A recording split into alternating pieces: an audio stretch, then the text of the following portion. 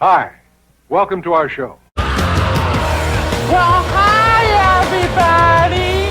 Coming to you somewhat live and semi-weekly from the Quad M World headquarters located in Helena's scenic North Valley. It's the Quad M Show.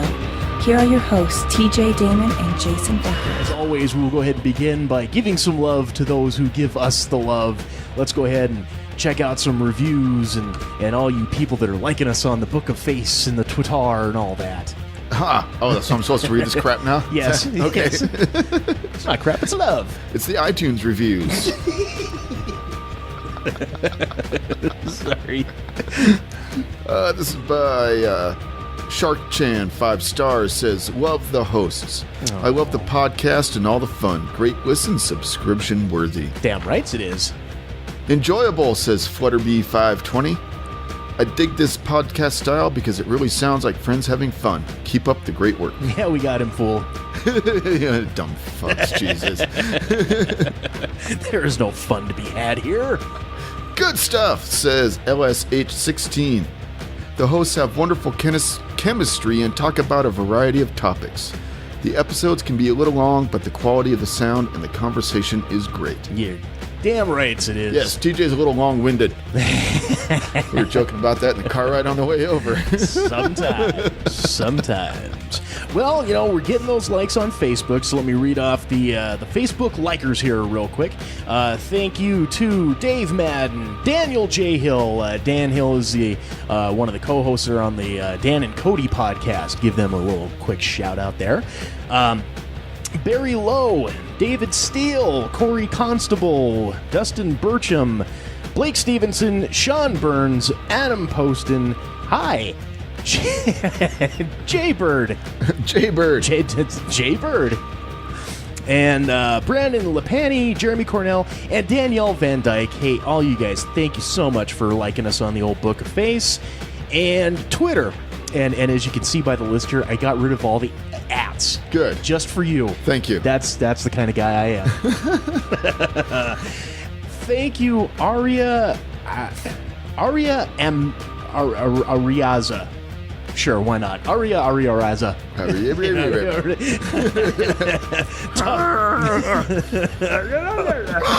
Tough Johnny, Techno Miles, Cynthia Morgan, Taylor Evans, The Lost Art of Wrestling Podcast, Sarah Ruzi, Big J, The Ginger Beard Man podcast, and Andrew Young. Hey, that's just a couple of the many that are liking us on Facebook. We finally crushed 2,000 followers on Twitter.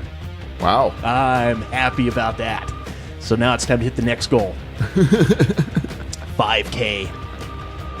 Let's see what we can do. And hey, all you kids that are listening, please feel free. Like us on Facebook, follow us on Twitter, and get those rates, reviews, and subscriptions into iTunes and or your favorite podcasting Android app.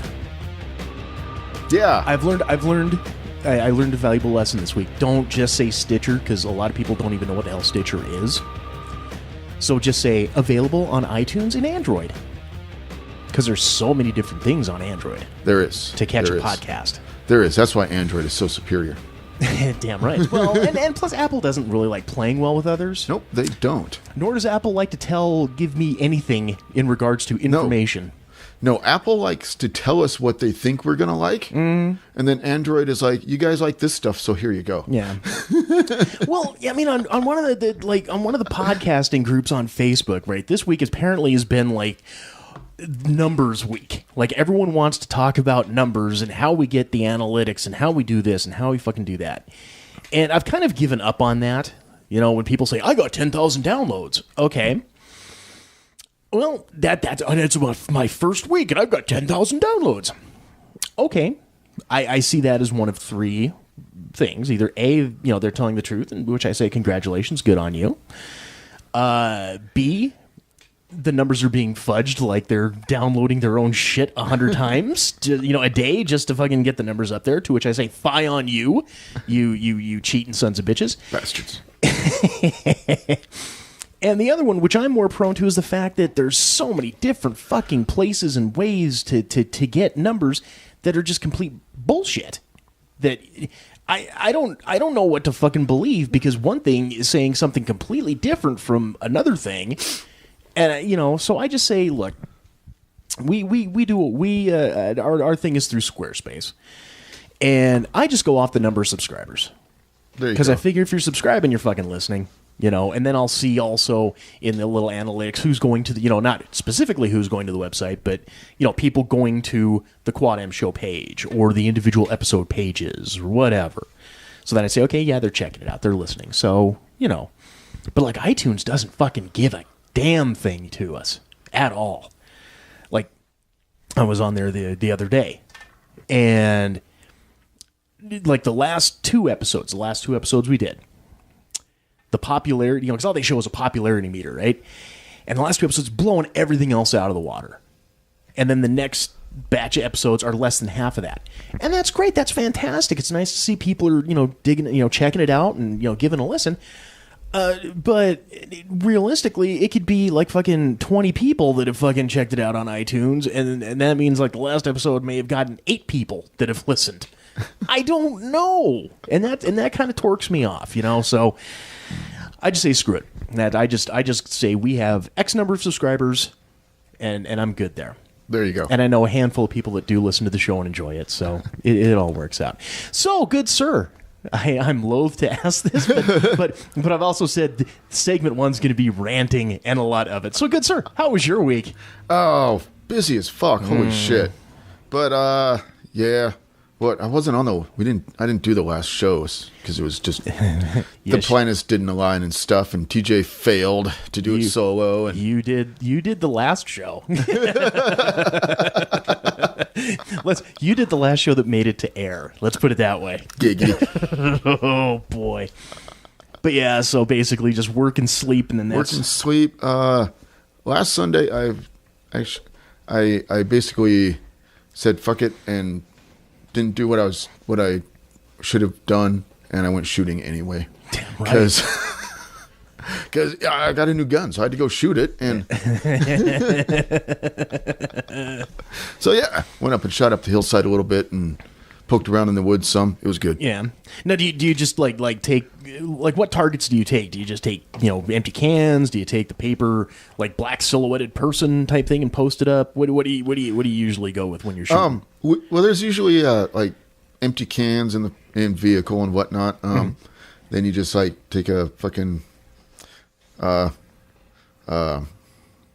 soda carton box and draw a target on it and fucking, and there you go. And there you go. I mean, targets are cheap, Don't take a brainiac to draw a dot and a circle. So yeah, it was a lot of fun. Yeah. Yep, new gun, shot awesome. I was so surprised. Nice. Mm-hmm. Did you show me? Did you show me the new one? I don't remember if you did or not. I don't know. I believe, yes, you did. I believe I have seen this bad boy. Yes. I think. I'm pretty sure. Or at least you were telling me about it. I might have told you about it. I don't think you saw it. Yeah. But that is a quality. That's a quality little guy. Who's the maker of this? Is this just a 9 or what is that? Yeah. I'll put the mic down. It's a compact little guy. It's a SCCY CPX-2. It is the Mark II. 9mm, 10-round magazine, stainless steel slide, polymer frame, double action only trigger. Nice. No safeties. No safety. This is your safety. Common sense is your safety. Yeah, pretty much it, dude. No, that's all right. And it shot well, handles well. Everything's all lined up and in and good. Yep. Yeah, and it fits right here and small on my back. Nice. Very nice. Indeed. My week, however, was just the absolute drizzling shits. So I'll go ahead and I'll start back to when I was looking at recording last week's show. Uh-huh. Now, here again, unfortunately, because of the crazed, scheduling, you were not able to do the show. Indeedly. So I says, okay. and I hit up our good friend Andy Mack, old Andy McNamara, see if he would be willing. He's like, I can't. I got some shit going on. Da da da da da. Okay, so I will go ahead and I will bite the bullet. And I had made, a couple posts on there saying, well, we're going to go ahead and do the solo show. Let's see what this fucking train wreck's going to be like. And, I just, because I knew, I've attempted to do it before. And I think at the last minute, that was when the X stepped in and said, I'll sit in and I'll record a show with you. And I said, okay, that would be great. At least having someone to back and forth with. Because as you've so pointed out mere moments ago, I like to talk. I enjoy the sound of my own voice. But the thing is, I enjoy the sound of my own voice when it's being transmitted to another person and a reaction is bounced back to me. And then there's a reciprocation, react. And that's called a conversation. And that's what I like to have. And I recorded the fucking show, and it was just the absolute, just the complete shits, man. It sounded pretentious. It sounded like there was heavy editing. I actually did start trying to edit the show to make it somewhat salvageable, and it was bad. It was really bad. And to any, like radio personality, podcast personalities, anybody that actually just does their own show with no co-host or anything like that, I commend you. To me, it is a talent and a skill that I do not possess. So to you guys that can do this on a continual basis, good on you. Proud of you. Good job. So after realizing how bad this fucking thing was, I says, okay, I'm going to shoot out the notice and say, well, I fucking tried. This fucking sucks ass. I no show this week. So then I got a reply on that Facebook post by our good friend Chris McClanahan, who, it's funny when you read a post by Chris, if you know him, if you've met him at a show or anything like that, you can hear him say these words when he's typing them out. You should have called me, bro. To which I replied, hey, well, you got a couple free minutes? And so we weren't able to do anything that night, but we said, okay, we'll go ahead. We'll record the next day. And that was this past Wednesday, bowling night. He had a couple things he had to do. I had some shit during the day I had to do, but I says, let's block out from the hours of 1 to 3. And we will record at this point. He says, okay, great. We'll go ahead and do that. Now, I have, and I don't know if there's ever been a picture of this that's been put out, but I have, as Andy likes to call, the fucking Matrix set up for the recording studio. I got the dual monitors, I got the mixer, the whole fucking spiel. So everything is set and ready to go, as I would normally want to fucking believe, right? And when doing any type of over-the-internet thing, I use Skype. I found that it works. We've done a couple of interviews, and I had Chris co-host a show once with using the Skype, so I know that it works, right? So I get on about 5 minutes to, and for some reason, the computer decided it wanted to completely uninstall and remove Skype from my hard drive. Get on it. Yeah. There you go. Good job, computer. So I've got literally I've got no fucking Skype, and here I am, like minutes away from, trying to record Chris. So I was like, he shoots a text saying, okay, ready whenever you are. And I says, okay, dude, here's the deal. Computer just arbitrarily fucking removed Skype from the fucking computer. So I have to re-download it, reinstall it. This will take a minute. He's like, okay, cool. No worries. I'm just getting some work done on my end. Not a big deal. So then it was at that exact point in time when the internet decided it wanted to go fucking wonky as well. No! 2 hours to fucking download and install this fucking thing. Yeah, awesome, huh? Oh, Jesus Christ. So, dude, I feel you, dude. There's times when the 4G has better internet than the Wi-Fi at home. Oh, fuck yeah. Well, and I mean, it's not even that. On my Kindle and on my other Android tablet that I got, fucking shit pops up quick, lightning quick. The internet, and I think what it boils down to is I have this wireless fucking hookup deal, and I'm just gonna have to get rid of it and actually get an internal NIC card. Get an internal network interface card, because it just decides it will do whatever it wants to do when it decides it wants to fucking do it.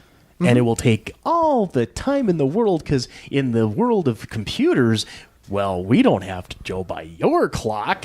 Ain't nobody got time for that. Saggy, fleshy human.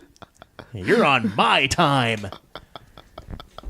Indeed. And unfortunately, when we're on fucking Ultron Junior's time clock over here, fucking an hour. I've got poor Chris sitting over at his house waiting to get shit going, waiting to get shit done for a fucking hour while I'm waiting for this shit to go. And I asked him, I says, well, what do you think about trying to use Google Voice or Google Hangouts or something like that to try? And he's like, well, I got to download all this shit. I got to do that. I says, okay, cool. Don't worry about it. And after an hour, about 2 o'clock Mountain Standard Time, I says, dude, let's just pack it in. I apologized a multitude of times, because I don't like having my time wasted. Indeed. And I certainly don't like wasting anybody else's time. Unless, of course, they're listening to the show. That's a quality time waster right there. And so again, I want to offer the apologies to our good friend Chris McClanahan. A hearty thank you for stepping up and attempting to help record, but unfortunately, because of the wonders of technology, last week's show did not occur. Yeah, fuck technology. What did it ever do? Stupid technology. Technology never solved nothing, no how.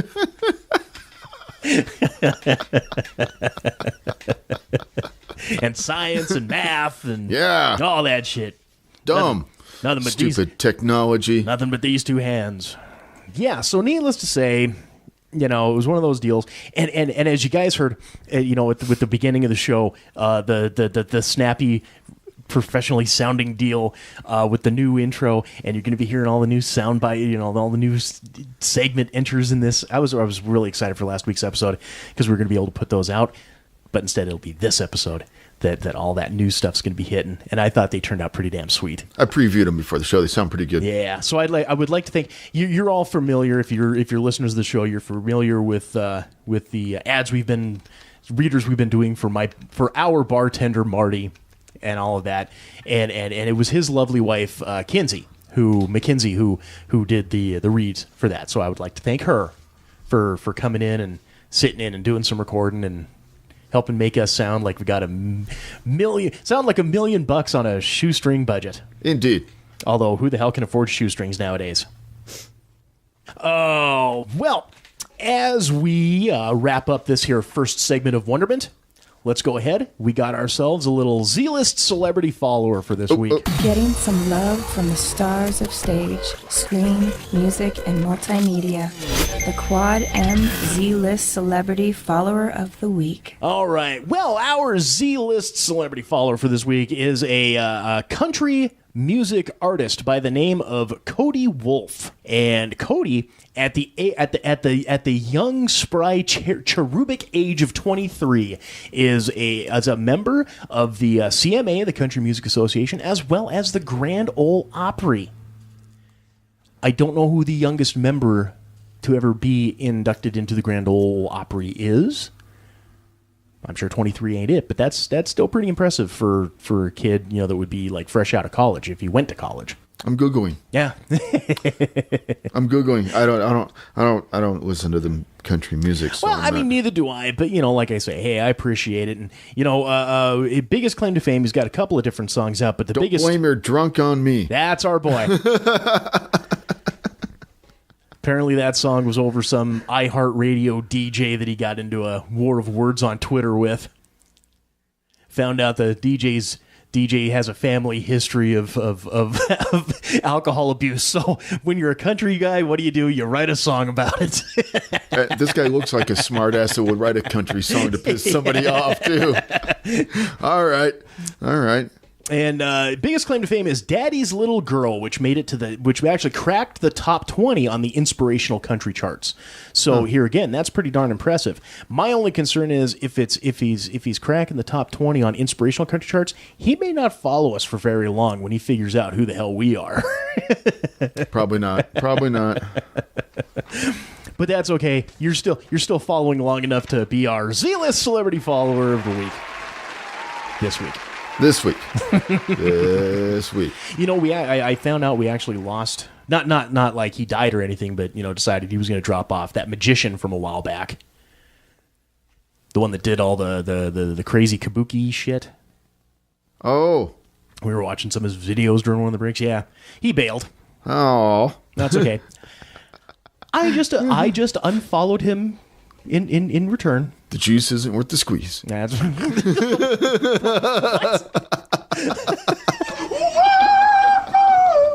What orifice did you pull that one from? That was my mouth. The juice isn't worth the squeeze. I can't top that. Hey, gang, stay tuned. We'll be back for some Fred G. Sanford and some hot takes. The Quad M Show. Stick around. Have you checked out quadmproductions.com lately? Quadmproductions.com is your direct access hookup to order the Enigma comic book series and download the Quad M Show podcast. Check the appearances page for upcoming events and contact us with any questions or comments. Don't be the only lonely soul who's missing out on all the fun.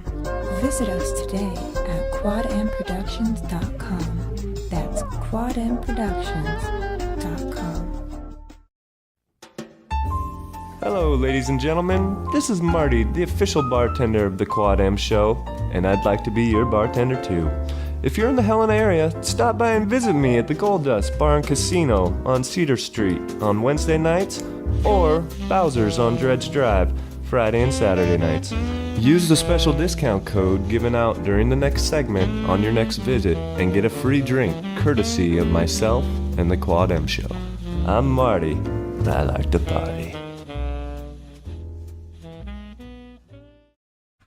Reviewing film and TV from yesterday and today. It's the Quad M Movie Minute. The Marvel Cinematic Universe got one character larger on March 17th with the premiere of Iron Fist on Netflix. Starring Finn Jones, Jessica Henwick, and Rosario Dawson, Iron Fist follows the story of Danny Rand, who returns to New York 15 years after a plane crash kills his parents and leaves him stranded in the Himalayas to be found by monks and raised in the mystic city of Kunlun, where he trains to be their greatest champion, the Iron Fist. While the story was compelling and engaging enough to justify binge-watching, the fight scenes felt too much like a gentle dance routine, and not enough like life-and-death kung fu combat. Which is sad, as the fight coordinators on the show also worked on Daredevil, The Wolverine, Teenage Mutant Ninja Turtles, and many other great action movies. While it's a very good show, and sets the table for the upcoming Defenders, and hopefully Power Man and Iron Fist, it doesn't quite match the bar that was set by both seasons of Daredevil and Jessica Jones. Quad M gives Iron Fist a 7 out of 10.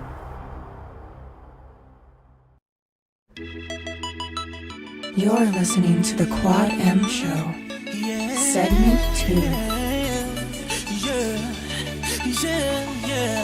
Welcome back to the second segment of this here wonderful Quad M Show. Again, we are your hosts. I am TJ. And Jason. Welcome back to the show. And this segment is sponsored in part by Mirror Mirror Salon and Spa.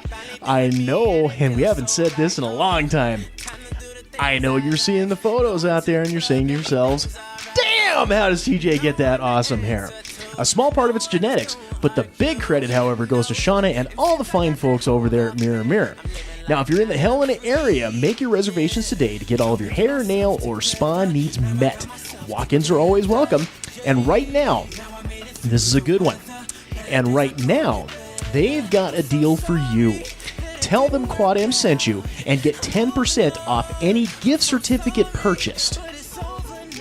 So with wedding season, Mother's Day, graduations, and all that type of stuff coming up, this makes an excellent gift idea. Wink, wink. Aha. That's Mirror Mirror Salon and Spa. Give them a call today, 406-603-0644, or stop on in at 2043 North Last Chance Gulch in Helena. That is Mirror Mirror Salon and a Spa. And what was that, 10% off? 10% off. A gift certificate purchase. Mm-hmm. Nice. Go in there and get a $50 gift certificate for $45. Or a $5 gift certificate for $4.50. Whatever floats your boat. There you go. I don't know what you can get for $5, like maybe a quarter of a bottle of nail polish. That'd probably be about it. Maybe that and a stink eye. Here's a spritzing of hairspray. $5. We'll take that. Oh, but you know what doesn't give you the hairy eyeball? Fred G. Sanford. Fred G. Sanford, baby. Moron. You're a moron. Idiot. Idiot. Dumbass. You're always this stupid. Did you take lessons? The FGS Award for Excellence in Stupidity. So I got a couple here. Now wait, a hairy eyeball might be something in a Fred G. Sanford. You got me there. But not this week. Not this week, my friend. No. We got a couple ones coming to us from our good friends over at the Smoking Gun. Florida man blames his arrest.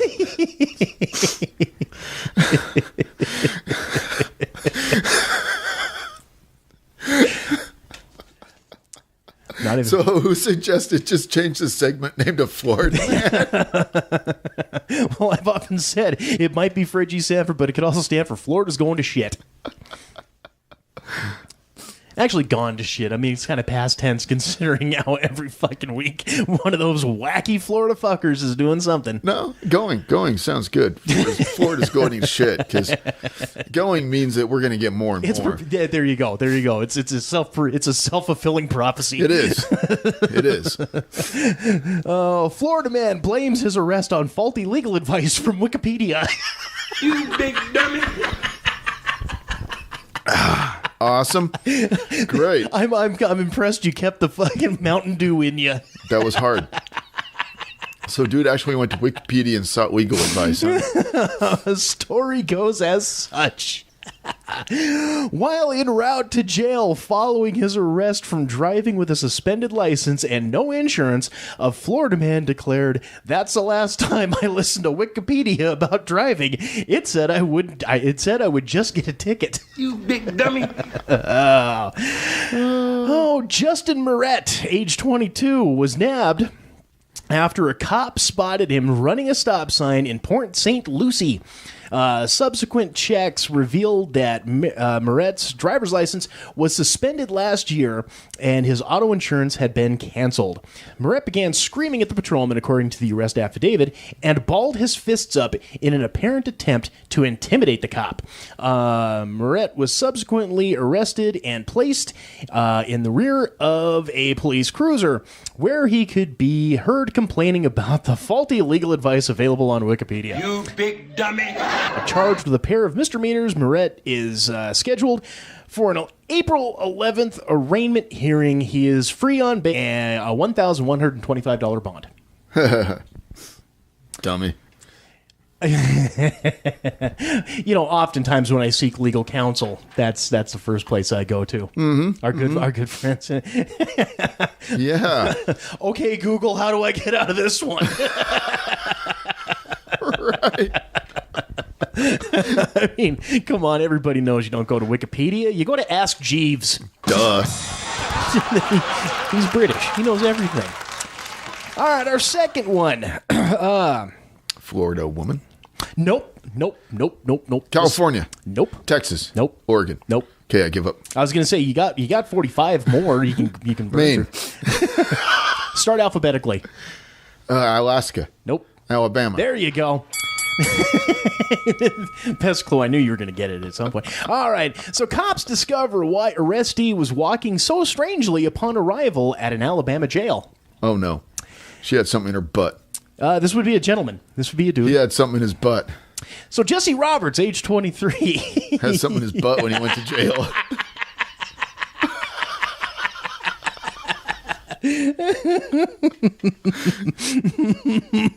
So Jesse Roberts, age 23, was collared by cops responding to a 911 call about a prowler near a residence in Elkmont, Alabama. Roberts was arrested and transported to the Limestone County Jail, where corrections officers took notice of him walking strangely. As Roberts was being searched, an unloaded Jimenez Arms .360 caliber pistol fell from his rear end into his underwear. Oh my. He had something in his butt. A gun. He had a fucking gun up his ass. Whoa, look out, look out! What was it? A Jimenez Arms .380. I'm sorry, it was a .380 caliber pistol. I immediately considered that he defecated on himself before noticing a familiar shape in the form of a pistol in his boxers, jailer noted in his report, according to Sheriff Mike Blakely. Are we looking up to see the size of said pistol? Yeah. I'm familiar with these guns. This ain't your first rodeo. Nope. The Jimenez, little 380 auto. We like to call them the Jaminez, because The jamming in his ass. they are such utterly cheap pieces of shit. Oh. Like, yeah. Like, a brand new one isn't gonna fucking bust your paycheck. Well, Okay. apparently it busted And- his cherry. And, yeah, the Jam-O-Matic. The Jam-O-Matic. Yep. Upon recovering the unloaded weapon from Roberts' drawers, cops determined that the $100 handgun had been reported stolen out of Florence, a city about 50 miles away. Along with a misdemeanor public intoxication rap, Roberts is facing charges for receiving stolen property, In his butt. In his butt. Introducing contraband into a correctional facility and carrying a concealed weapon without a permit. Roberts is locked up in lieu of a $7,250 bill. How do you talk yourself into shoving a gun up your ass?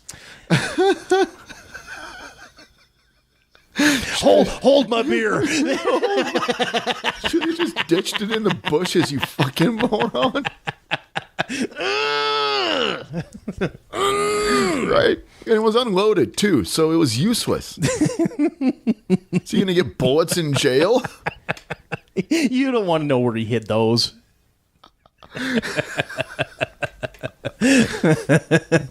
Well, there's only one other hole you could jam bullets in, and they're going to come out of the same hole the gun went in. That's not a kidney stone, partner.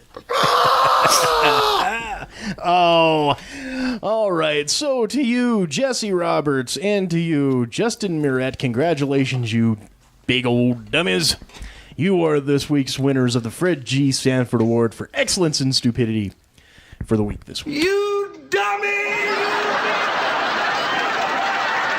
Guns don't go in your butt. There's a soundbite.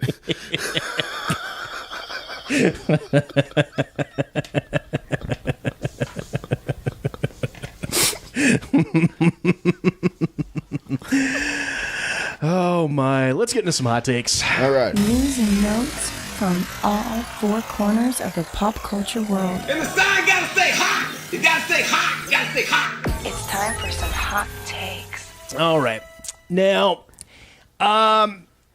it kind of been a little bit of a slow week for nerd news, but since we're, since we didn't make last week, I'll go over the topics that I had on tap for last week. Okay. So pretty much everybody out there that's just listened to the show or knows me personally knows I am a huge, ginormous, huge, big-time fan of the soon-to-not-be Oakland Raiders. And not last week, but about 2 weeks ago, the NFL owners had their yearly annual meetings, and it was put to a vote. And the Raiders are now officially in 2 years. In 2 years' time, will be the Las Vegas Raiders. Wow, dude. It's like, is Oakland getting so bad that even the Oakland Raiders are fuck this shit, we're going to Vegas? What the hell's going on over there, man? I don't know. I'm not from California. I don't pay attention to that shit and whatnot. Yeah, I mean, well, I went to Oakland 4 years ago. I think it was during the 2012 season. Went and saw the Raiders and the Saints playing. And I think aside from the delusional Cowboys fans, Oakland probably has the most die-hard fans. I mean, you do the end zone. I don't know which side of the stadium, but they call it the black hole for a reason. I mean, the crazed. It's just outstanding. I mean, my Facebook profile picture has me and the Violator together. Yeah. So it's a wonderful place in regards to that.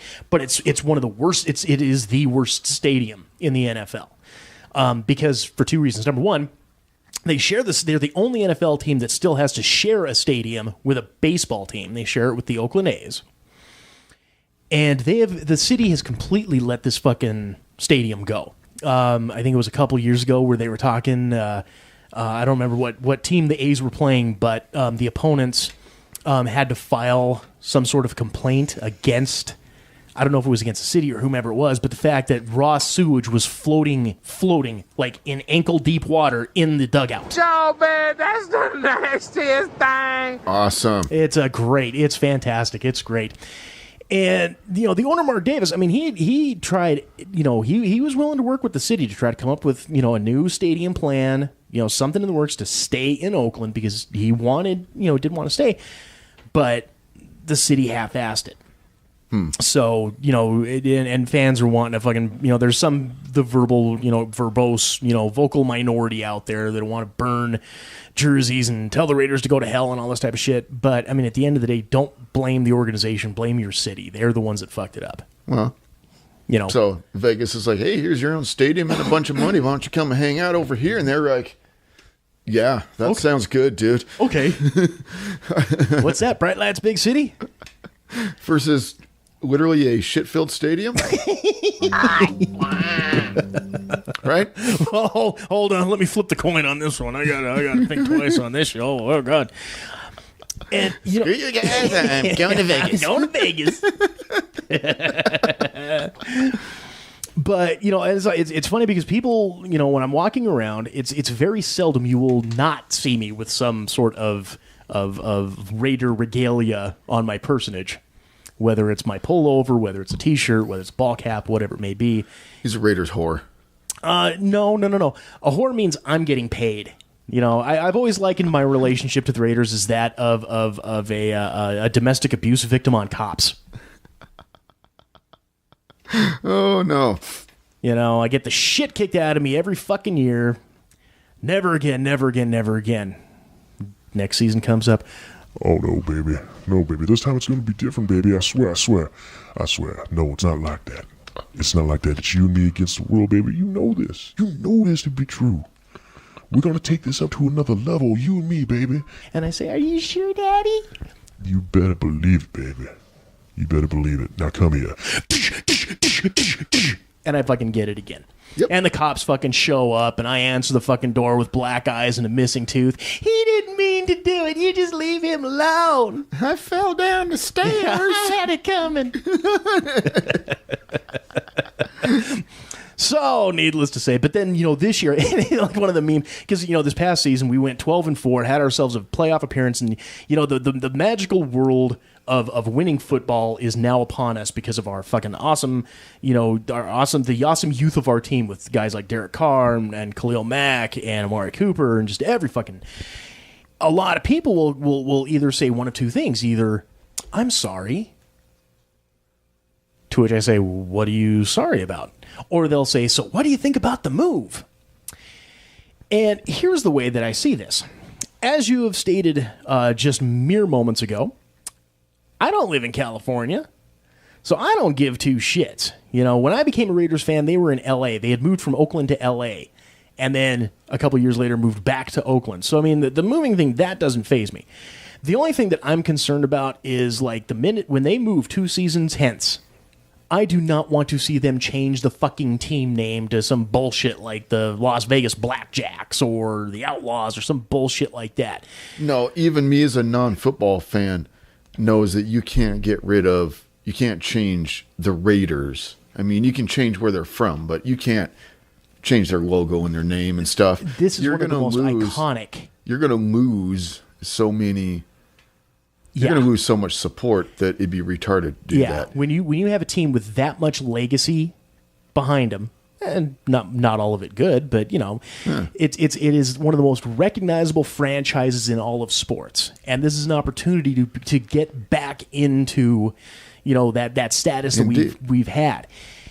And But your Raiders haven't been doing very awesome until this year, but then they're like, quarterback guy got hurt or whatever, right? yes, the quarterback guy got hurt. Isn't that what happened? Dunn got his leg broke. He did, and then I don't need the complications. Shush. But up until then, they weren't doing that great, were they? Oh no! See? So maybe they need the Vegas money to get pumped in there and get some, then Oh yeah, no, and then you might get to see your fantasy game of the Raiders and the Cowboys. Isn't that what you were saying? well, no, what I was saying. Well, okay, see, there's a What was your fantasy game that you wanted to see? The Raiders versus the Who? Well, versus the Who, Roger Daltrey and Peter Townsend out there whooping some ass. Yeah.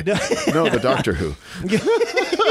The Doctor Who what? No, we're not doing this fucking Abbott Costello bullshit. No.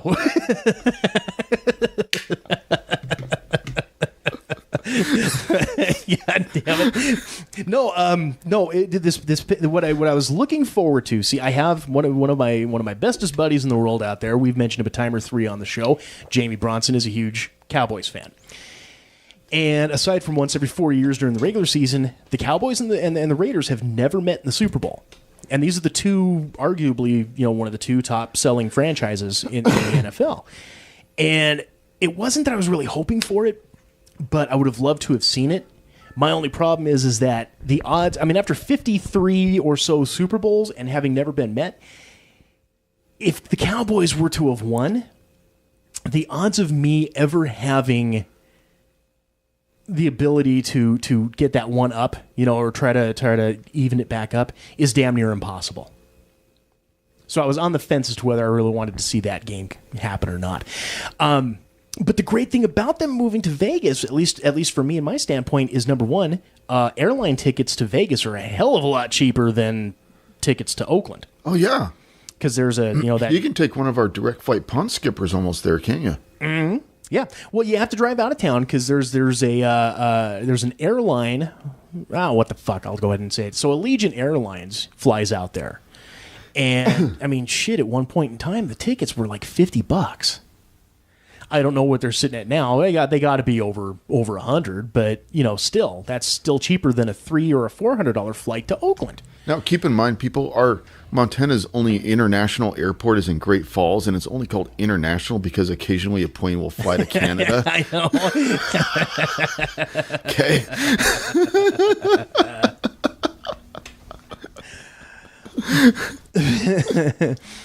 But along with that is that I don't have to spring for a hotel room because I know somebody who has a vacationing residence out there. And I was jokingly talking to him a few months back when all this hullabaloo was going on. And I said, so if the Raiders move to Vegas, he goes, oh, well, guess I'm going to have to be a Raiders fan then. And I said, that's funny. But seriously, when that time comes, I know you got a place out there, do you mind if I, would you be willing to allow me the honor of staying down there for a weekend? And he goes, it doesn't have to be a Raiders game. And it's like, okay, cool. So I know I've got access to a place that I don't have to fucking pay for any hotel. It's fucking win-win. I cannot lose with this. So I think the odds of me getting to more Raiders games in the near future are pretty good. Right on. So there you go. 2 more years. More years. Vegas Raiders. The Las Vegas Raiders. The Las Vegas Raiders. Now, we've gone on record several times in the fact that, I'm a diehard old school wrestling fan, professional wrestling fan. And you've enjoyed it a couple times. You don't have anything against it. But this past week was WrestleMania, and I was hard pressed. I found out more about the matches after the fact. I didn't know who was facing who. I didn't know nothing about it. And then afterwards, I hear all the fuck, like, this is Undertaker's retirement match. He's officially gone. And fucking Gronkowski from the Patriots fucking showed up and was involved in a match. And, there was all the hullabaloo. But the big thing that I was focusing on this year was the WWE Hall of Fame. And I was so happy to see the inductees they had, and the ones that really mattered to me was the Rock and Roll Express, Diamond Dallas Page, or as I like to call him, my yoga instructor, and arguably one of my top 5 wrestling favorites of all time, Ravishing Rick Rude.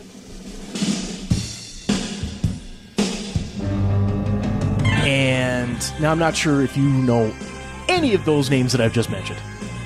Same again? The Rock and Roll Express. Nope. Diamond Dallas Page. Yeah. Ravishing Rick Rude. Only because you've said the last 2 names before. Okay. I think wasn't Ravishing Rick Rude?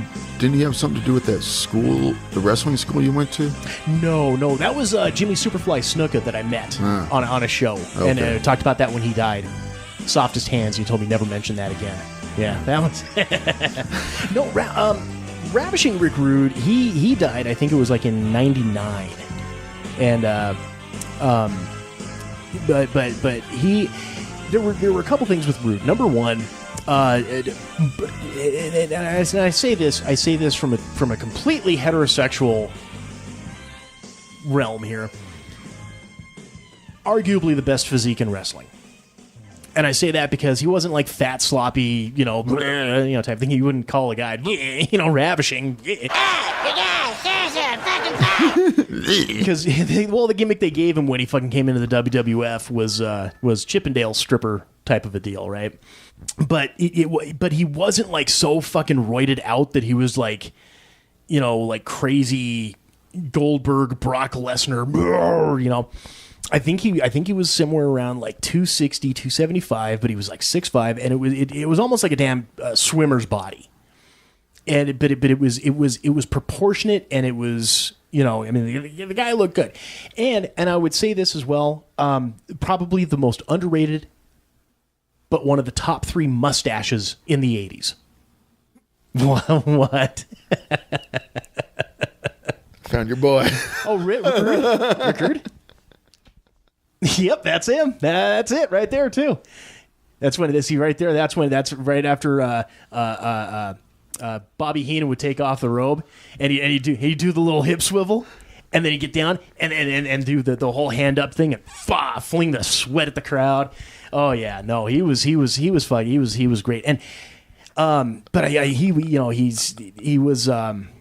And he was also a legitimate badass too. Like no one in the back wanted to fuck with him because he had won like multiple arm wrestling things. When they were on the road, go to bars, he would purposely have like his wife or girlfriend with him at the time go and sit at the bar by herself, and he'd stand off in the back and wait for someone to fucking hit on her so he can go over and start a fucking fight with the dude. He was, you know who the Ultimate Warrior is, right? Yeah. Kicked the shit out of the Ultimate Warrior backstage one time because Ultimate Warrior made some comment about you'll never be champ, Vince don't ever want you as champ, and fucking Rude said okay, and just beat the living shit out of him here in the back. Yeah, he was not a guy you wanted to fuck with. But and it was cool because his son, his daughters, and his wife had come in and done the induction, and it was really cool. Damn near brought a tear to my eye. Diamond Dallas Page, 3-time champ, was very, very happy for him to get inducted because of just the good work that he's done, post wrestling with the yoga and all that type of stuff. But the big one, the one that really shocked me was with the Rock and Roll Express, that the WWE was able to extend the olive branch and got Jim Cornette in to do the Hall of Fame induction. Jim Cornette, now you're not too familiar with him. He is a very vocal person. He is one who does not mince words. If you ever have the chance, check out some of his shit online. The guy is very opinionated, but he can be funny as hell. And excuse me. And I was looking forward to see whether or not when he did the induction, if he was going to maintain a level of professionalism, like not taking a shit on the WWE on a national live mic, on a hot mic, how many times he was going to say the word fuck, and whether or not he was going to put himself over more than the Rock and Roll Express. and I'm proud to say that he met my expectations and exceeded them with his induction. I mean, his tag team at the time was the Midnight Express, and they had a huge, they were running programs for about 10 years. I mean, it was like the 80s. That was the match, and you didn't want to see anything else. These guys were the fucking tops. And with his induction, I never heard it. He didn't even swear once. I was amazed and shocked by that. Also, too, he didn't put himself over much. He did a little bit here and there, but come on, we all do that. And then he did not say anything bad or untowards about the WWE or the current state of wrestling in and of itself. He brought up how great the old school was, but he never took a shit on the company. So I'm hoping we get to see more of Jim Cornette on the big stage. I hope so, because it's a waste of talent to not have him in the big business like that. He's such a great fucking wrestling mind. And we can go ahead and stop this conversation now, because I just wanted to wax philosophical on that for a moment or five. All right. This let's put it this way. This would have been more of an Andy topic. Sure. Yep.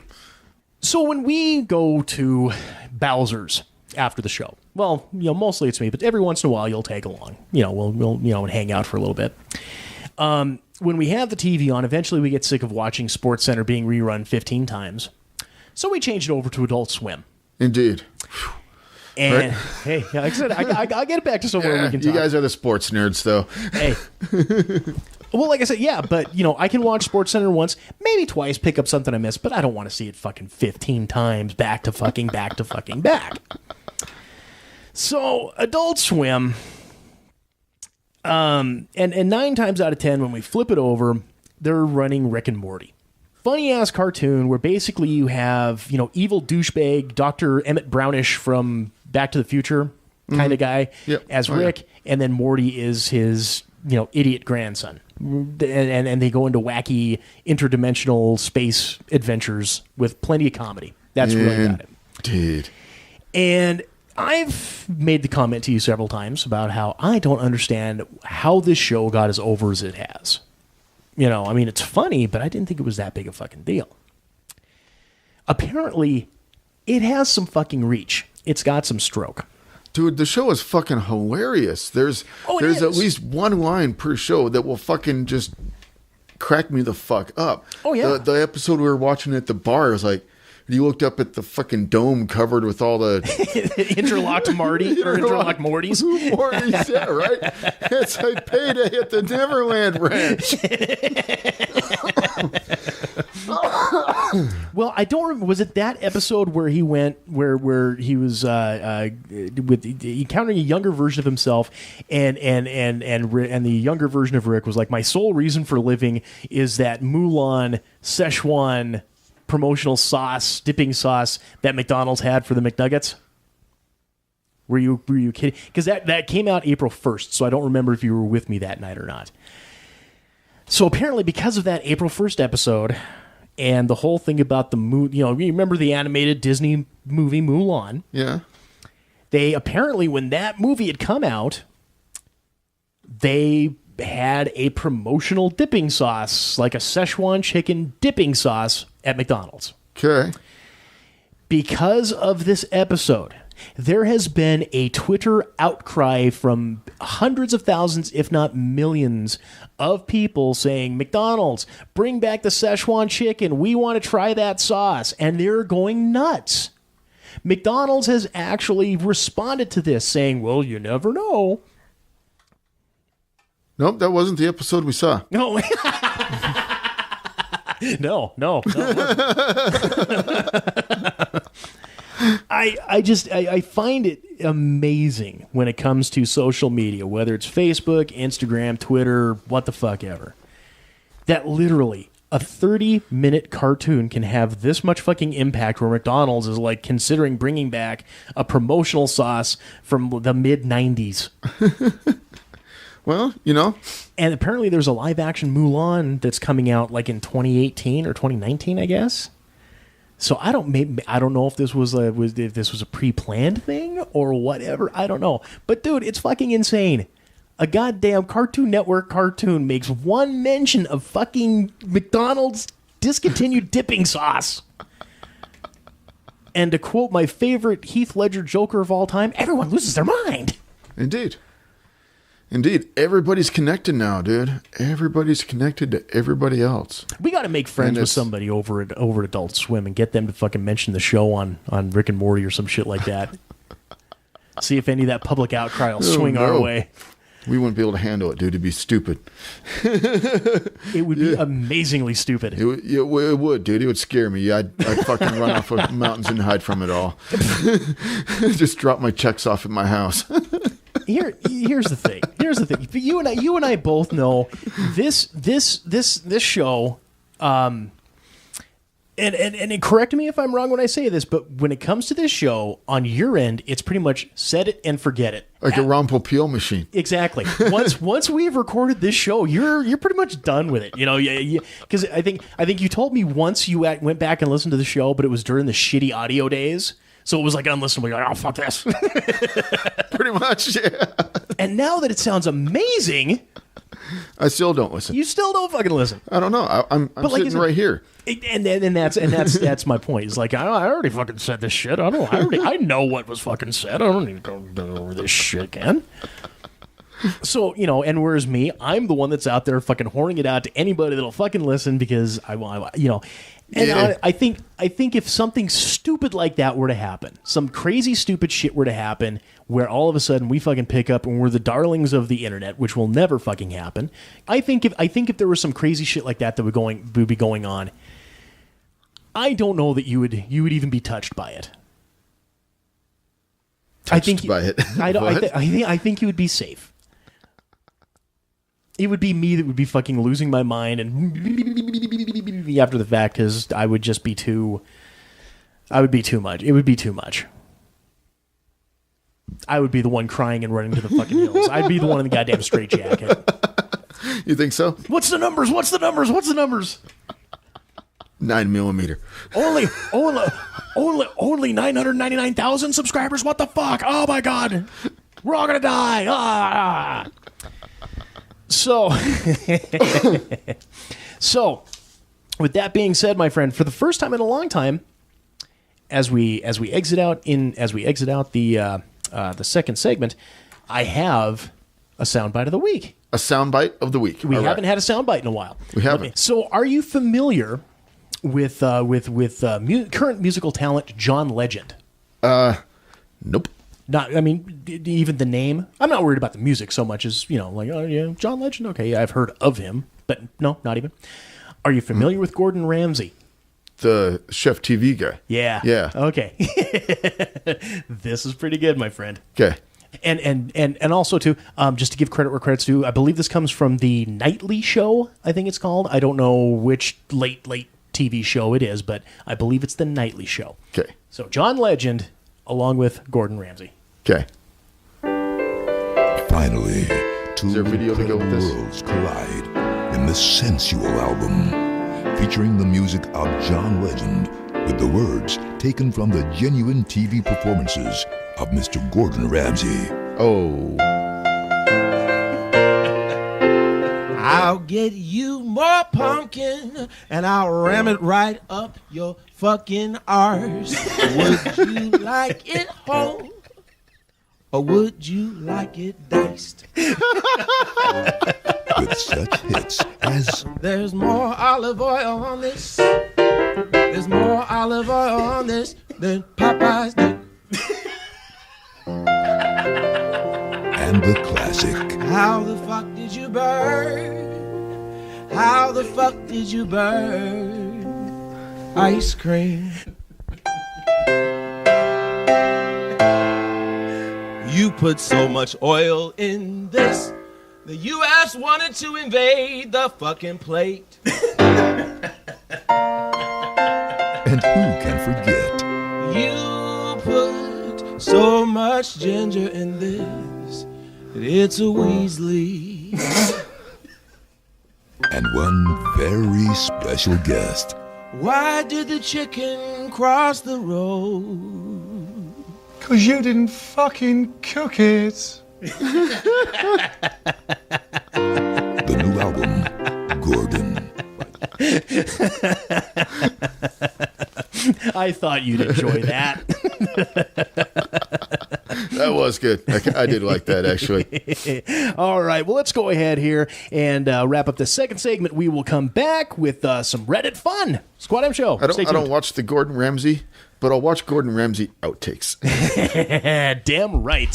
Stick around. In a city where corruption rules the streets, only one man can stop the serial killer known as the Blood Bandit. James Kurt, a former police officer turned private investigator, must race against the clock to stop the madman before he achieves his ultimate diabolical goal. When JK's brother Alex is thought killed in the line of duty and mysteriously returns with no memory of his past life, the stakes are raised even higher. Enigma, the comic book series from Quad M Productions, written and illustrated by TJ Damon, with colors and effects by Jason Vickers. Enigma. Order your copy at quadmproductions.com today.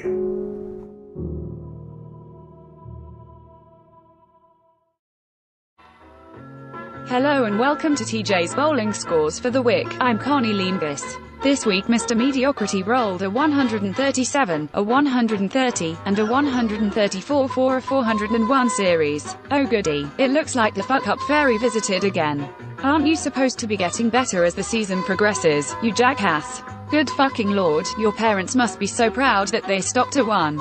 Unfortunately, I wasn't born with enough middle fingers to truly be able to express my thoughts on you and your bowling skills.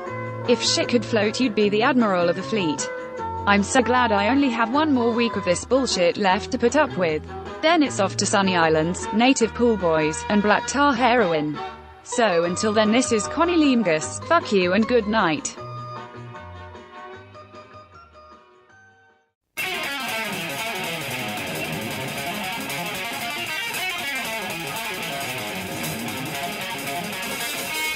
You're listening to the Quad M Show, Segment 3.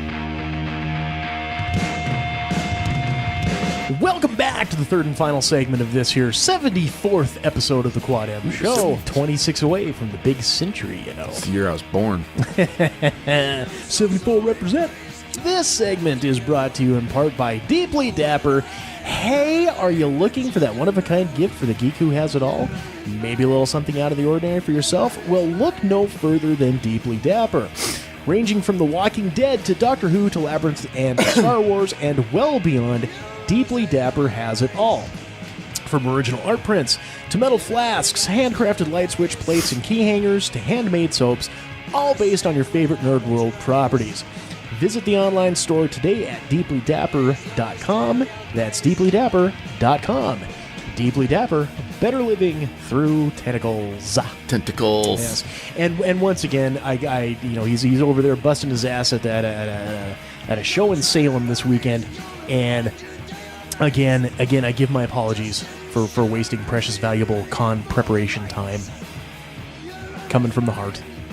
But one thing I'll never apologize for. Reddit Fun with Jason. All right. So, good sir, what does the Hive Mind have in store for us this week? The Hive Mind has in store for us. This is posted. This is an older one. A year ago by Unicorn Dragon Dick. Unicorn Dragon Dick. Unicorn Dragon Dick. What's the best Urban Dictionary definition you've ever seen? Oh, there's so many. Do you have one? The Blumpkin. Yeah, okay, I'm familiar. But please, go ahead to explain. You get a blowjob while you're taking a shit. That's pretty much pretty simple. My favorite is the Angry Pirate. Have you heard of the Angry Pirate? No. That's where a female who is is down there doing favor for you, right? Well, okay, fine. Since we're using the vernacular, okay. So a woman's down there giving you a blowjob, right? And when you're about ready to finish, you go ahead, you pull out and you shoot her in the eye. So then as her eyes like this, yeah, and she's standing up, ready to start swinging, you kick her in the shin. So then she's hobbling around looking like an angry pirate. Yar. Oh no. When it comes to the Urban Dictionary, and really anyone who has any level of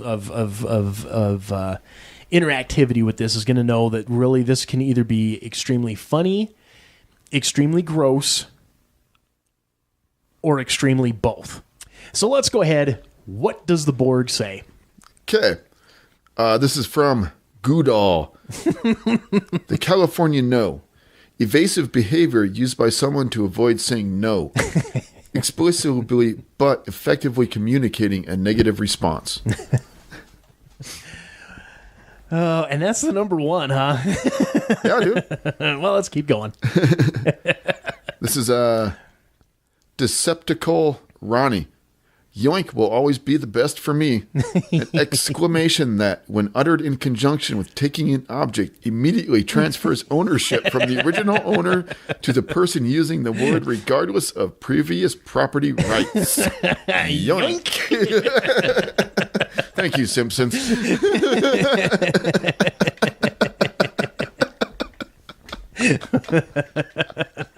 This is from Pimpy MCD. Bukkake, when a mommy and a daddy and a daddy and a daddy and a daddy and a daddy all decide she needs a new facial moisturizer. And a daddy and a daddy and a daddy.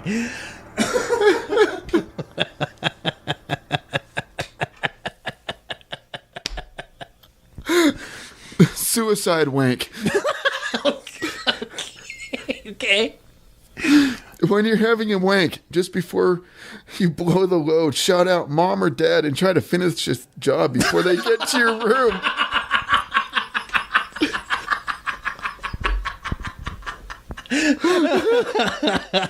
Oh no.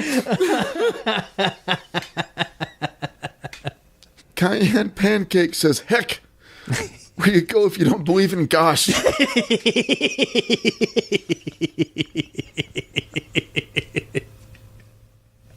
Oh no. Why is that dumb? Why is that funny? Because it's dumb, that's why. Infinity GCX says, English, a language that works in dark alleys, beats up other languages and rifles through their pockets for spare vocabulary. That word didn't used to be part of English.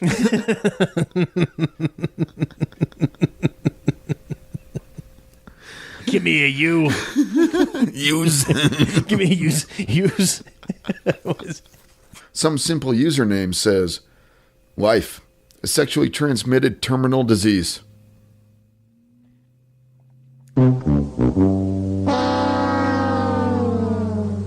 Please downvote me, Plox. Says ice cream sandwich. Okay. Oh god. Okay. I expect the worst when I hear she. Okay, go ahead. Okay. 2 pieces of delicious chocolateness with ice cream in the middle, sold at grocery stores.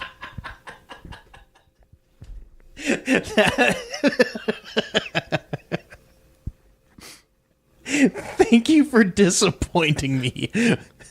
Reddit and Uber Dictionary. God damn it. Right there, man. Jesus Christ.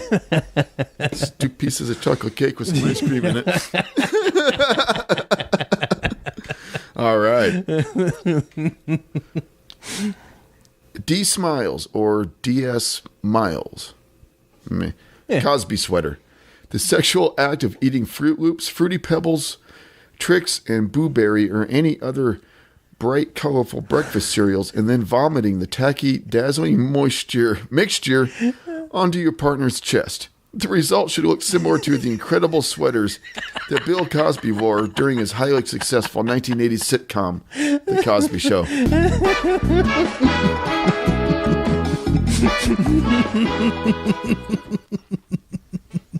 Cosby sweater. I'm going straight to heck. Gosh. Rexel Ibris. says Alaska Pipeline. Okay. The Alaska Pipeline is when one person shits a nice long turd, freezes it, then uses it to fuck another person, either in the pussy or in the ass. There we go. No! Gross. Told you, extremely funny or extremely gross. All right. Easy chai tea. Pineapples. Heaven forbid it's going to involve a fruit or grenades. What the fuck are you looking at the definition of pineapples for, you stupid fuck? All right. And this is from Back to Bach. This is exactly what TJ wanted. The history of Jack Shit and his family. Oh, God, this is going to be a long one because I had this fucking joke back in the days when they would print jokes on paper. Yeah. Yeah. And you know what? You can go look that up yourself. Yeah, kids, it's a that's. Their alien beings says, Sinbad. When a man takes leftover cum and wipes it on a female's forehead moments after sex, declaring Simba as he does it. The Lion King. Simba.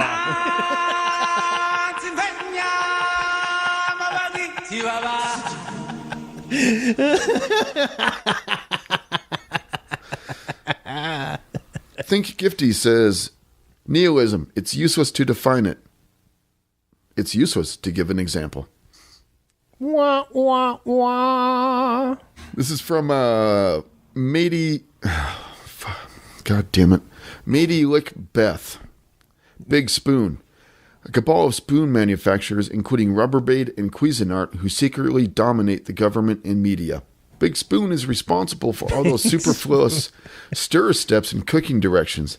This has the dual effect of manufacturing demand for their product and keeping housewives shackled to the kitchen, reinforcing the nuclear family gender roles necessary for the stability of the capitalist system on which Big Spoon profits. Big Spoon. Now you know. Knowing is half the battle. Big Spoon. Big Spoon. Evil Big Spoon. No, who doesn't need a big spoon is Passaninum. Passaminimum? Answer says microwave. A hand gesture used by a midget to say hello. Winner, winner, chicken dinner. I don't think so. Winner, winner, sheen dinner.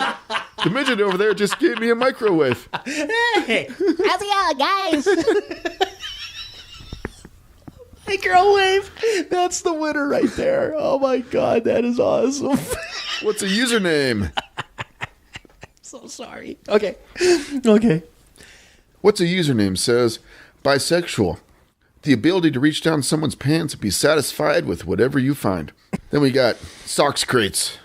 Says faux shizzle my nizzle. Faux shizzle my nizzle is a bastardization of faux sheezy my kneesy, which is a bastardization of for sure my, which is a bastardization of I concur with you wholeheartedly, my African American brother. For see my nizzy. Oh God. Okay.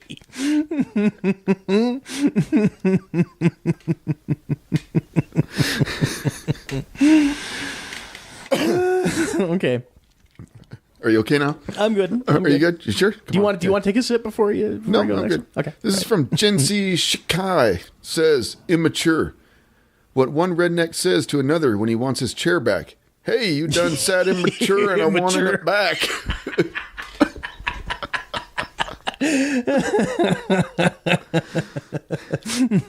Okay.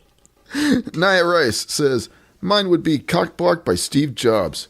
Cock-blocked by Steve Jobs. The act or reactive measure when the opposite sex makes eye contact with you and then proceeds to plug in their iPad as a defense mechanism to prevent you from making a move on them.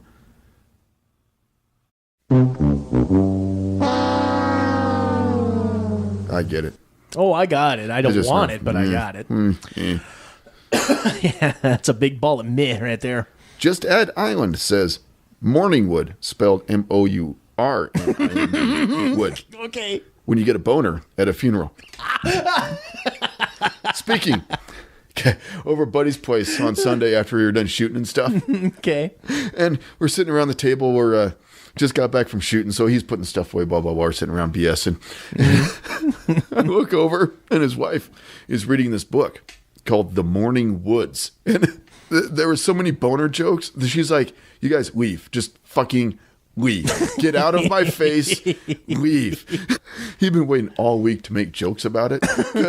He'd saving up, was he? Well, he knew if you made him, if it was just him and his wife, he'd get in trouble. So this is from Rasmus9311 says, Neptune's Kiss. The name given to the water piss splash which wets one's bottom when excreting a particularly heavy shit when sat on the toilet. And Poseidon's Kiss is what I know that as. Yep. Because that was a whole episode once. Geglamash says, slut, a woman with the morals of a man. Oh, it's true. Okay, this is a paragraph, but here we go. Silver Panther 17 says, Florida, the godforsaken sunshine state, renowned for weather and beaches. Florida is noteworthy for having no discernible season changes. Well known for its subpar education system. Florida is home to Florida State University, a party school known for its football team and its acceptance of anyone who has a pulse and can spell his or her own name correctly. The population here is an amalgam of inhabitants from elsewhere. If you wish to find a retired New Yorker, go to any one of Boca Raton's 5,000 retirement communities. If you want to find a Latino Hispanic person whose first language is Spanish, turn around. Florida is a geographic anomaly in that the farther north you travel, the more southern it seems and sounds like. And the farther south you go, the more seems like Cuba, as evidenced by the Little Havana area of Miami. Still, Florida, as a whole, is without an easily recognizable dialect. All place names here are either a Spanish, Punta Gorda, Boca Ciega, or Native American, Tallahassee, Econolachachi River origin, or contain the word orange in them. Florida decor has explicitly come to mean a seafoam green and pink couch with a watercolor pelican painting. Floridans are not known for good taste. Also missing our driving skills, especially in the frequent rain and voting known how. God bless you, Florida. We're going to have to save that and do a good read on that for the Florida part of the show. That's an awesome description of Florida. that it is, my friend. Oh, are we going to continue with a couple more? Or? This is from HCNYE. Mine is Porb. P-O-R-B? P-O-R-B. Okay. Porb. You meant to type porn in Google, but you made a typo and typed Porb instead. You then saw the Urban Dictionary page, which made you curious, so you clicked on it. Now you are reading this. And then he scrolls up to go read pineapple. Highway to Hell says, has to be the helicopter ride. The act of waking a woman up by violently swinging your penis in her face in a counterclockwise, clockwise, circular motion by screaming in your best Arnold Schwarzenegger impression, "Get to the chopper! Get to the chopper! Get to the chopper! Oh, shit. That's where we're dropping that turd off right there. There we go. Like a Jimenez arms weapon, we're just going to drop her right there. Oh, thank you, folks. Thank you, Reddit. Thank you, Urban Dictionary, and especially the guy who introduced me to the term microwave. Thank you, thank you, thank you. Oh, good sir. Do you have any picks of the week for the week this week? My picks of the week, I've got a couple. Okay. No, just one, actually. Okay. If you haven't seen it, it's the 2009 movie, the Will Ferrell, The Lost World. Okay, yeah. Okay. I had never seen it. I just thought it was going to be like a kid's movie type of deal. I watched it. I fucking laughed my fucking ass off. It was stupid funny, and I liked it. It entertained me for the whole time. So Will Ferrell can be so hit or miss with me. He can be, dude. He can be. That's like, I love Anchorman, right? Yeah. But I am in the minority when it comes to Elf. I don't like Elf either. You know, I don't. So I mean, but you know, here again, he is hit or miss, and I liked this one. It was funny. There was the it wasn't just him. There was a couple other supporting actors, so it wasn't just Will Ferrell in your face. Right. Well, it was kind of like Adam Sandler. Yeah. It was basically the Land of the Lost. It was based off the old '70s Kroft Brothers show. Kind of yeah. I'm assuming he plays the role of Marshall, the father. He's not the father. He is a scientist. Okay. So they change it up a little bit then. The Dr. something Marshall, Jack Marshall. Okay. Something. So there's the Marshall and Marshall, Will, and Holly. And the other person, her name is Holly. Mm-hmm. And then Will is the tour guide of the okay. the cave ride. Gotcha. Okay. And then they fall into this like time warp and end up in the land of the lost. Land of the Lost. Yeah. Well, and because see, back on the old show, Marshall was the dad, and then Will and Holly were his two kids. See, that's the change up that they made there. Okay. See, I see what they're doing there. And he has an ongoing encounter with a giant Tyrannosaurus Rex. Mm-hmm. And it's funny. It's good. Okay, so it's a good entertaining one to watch while you're working away on doing something type of deal, you know. Yeah. Is it on Netflix or? They had a DVD. You just had it on and then threw it in there. Yeah. I'll put that on my list of movies Bert tells me to watch that I still haven't fucking had time for. Yep. All right. Well, was that at this point then, good sir? Do we have anything left to pimp, promote, propagate, or pander? No. All right. Well, that will wrap it up for this week's episode of the Quad M Show. Hey, gang, as always, remember, please rate, review, and subscribe on iTunes or Android. Like us on Facebook, follow us on Twitter, all that good stuff. Let us know you're out there. All that stuff is very, very, very important. Until next week, this is TJ. And Jason. And take care, everybody. You've been listening to the Quad M Show. Copyright 2017, Quad M Productions. If you have any comments, questions, queries, quibbles, or concerns, email us at quadmcomics@gmail.com or find us on Twitter at quadmcomics.